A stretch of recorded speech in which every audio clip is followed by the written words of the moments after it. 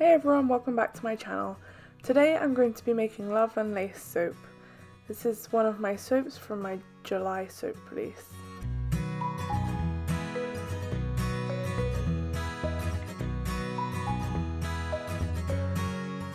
So I'm starting out with my melted oils at 95 degrees Fahrenheit in my bucket and my lye water solution, which is also at 95 degrees in my stainless steel cup.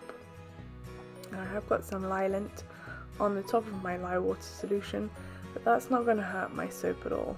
So I'm adding my lye water solution into my oils and scraping out my container. And I'm going to bring my soap batter to emulsification using my spatula.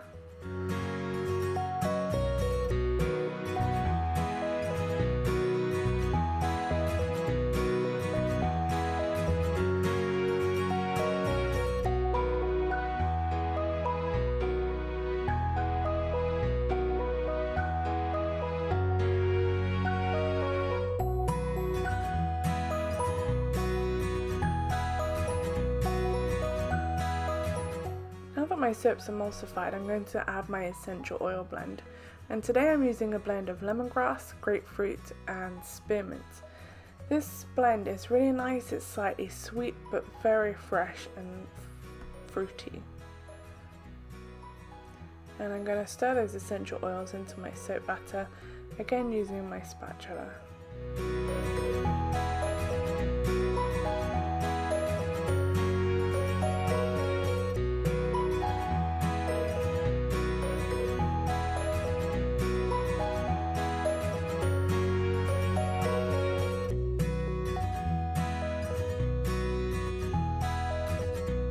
Now that my essential oils are all mixed into my soap batter, I'm going to split off about 1.5 cups to 2 cups of soap batter to be an accent colour in this soap.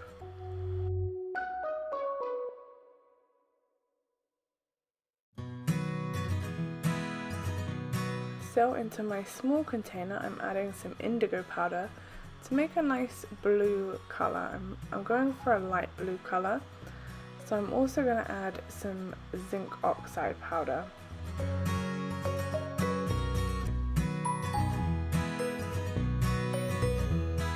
And then the main part of my soap is going to be white, so I'm adding some zinc oxide powder all on its own to my main soap batter.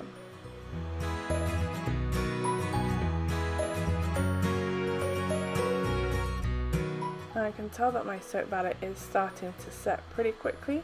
It looks like my lemongrass is not playing nicely today. So I'm going to disperse as much as I can of the indigo powder into my soap batter with my spatula.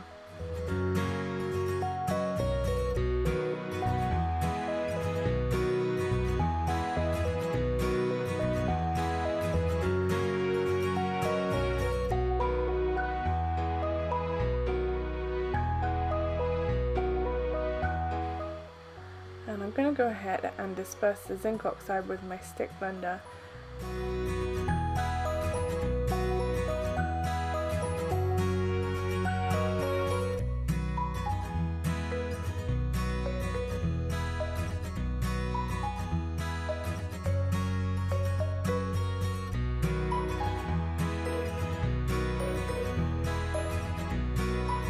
And I'm going to finish dispersing my indigo powder with my stick blender as well.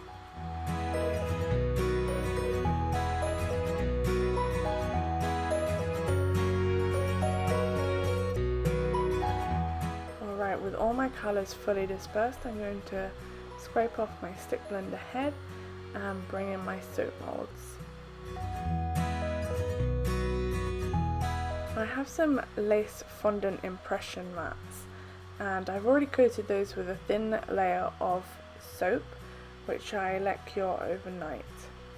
You can see that these are a nice damask pattern, and I have cut them down to the size of my mould, and I have one impression mat for each side of each mould.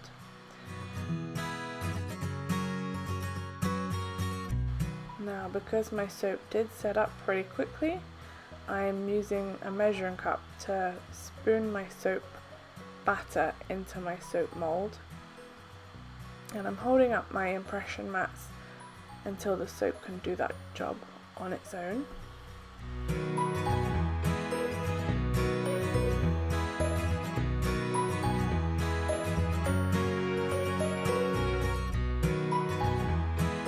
Now this soap was originally supposed to be a nice elegant drop swirl with a nice hanger swirl through it afterwards, but with my soap batter so thick so fast, I'm not going to get a drop swirl into this.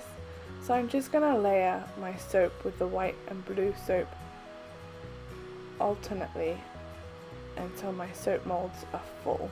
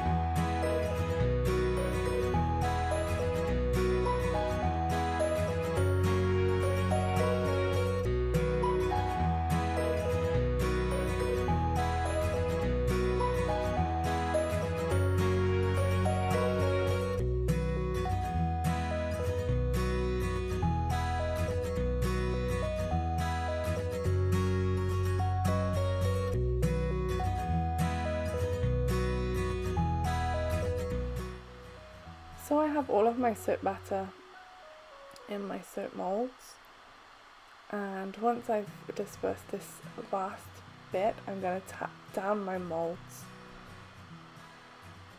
to level out the soap batter and remove as many air bubbles as I can.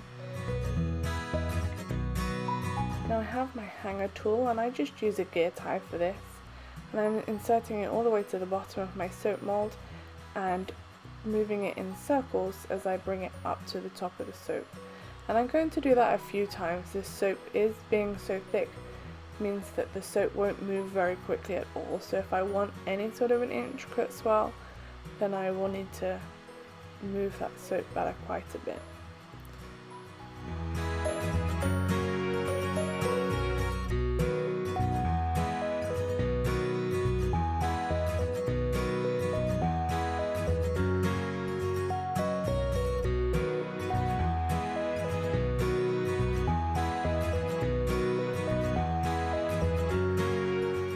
So with my soap batter all swirled and tapped down again, I'm using the back of my spoon to texture the top of the soap and leaving a flat area to one side where I can put my embeds.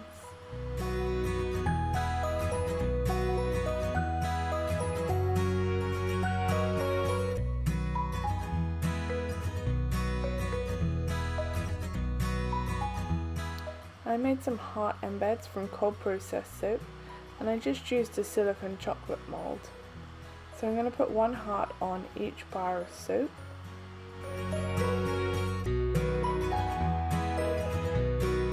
And I got about halfway through and realised that the embeds are slightly too big to fit that way on the bar, so I'm turning them by 90 degrees so that they fit on each bar without getting cut when I cut the loaf.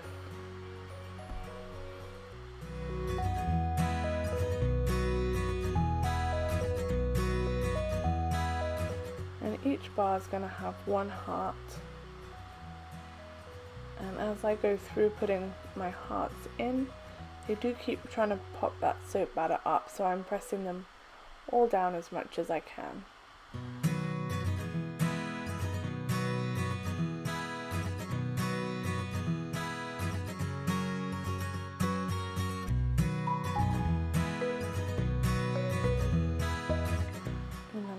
Repeat that process on my second loaf.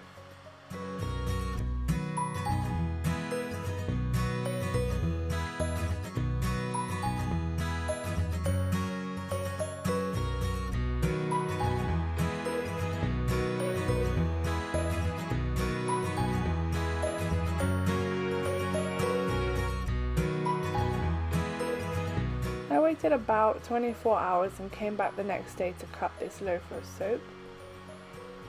And I lined the soap loaf up with my soap cutter so that the hearts fit in between the wires. And holding my soap up so that it doesn't tip.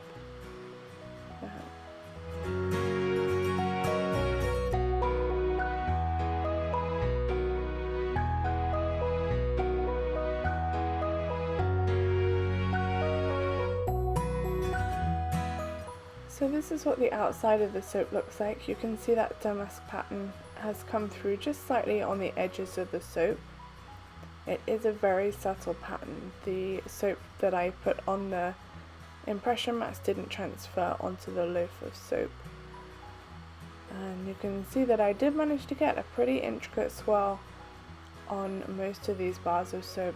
Given how thick my soap was, I'm really happy how that soap came out.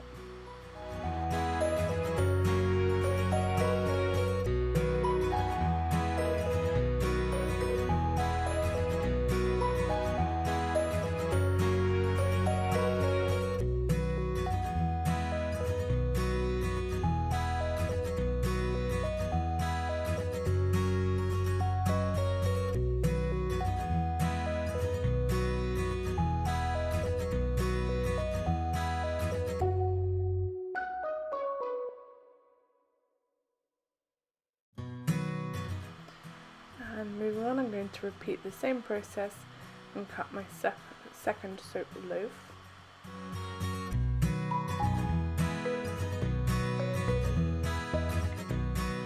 And you can see just how pretty those swirls turned out on each bar.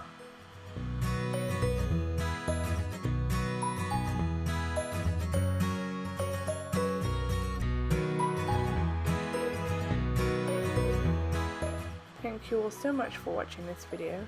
If you enjoyed it, please give it a thumbs up. For more soap making videos each week, please subscribe to my channel. If you have any questions or comments, please leave them in the comments section below.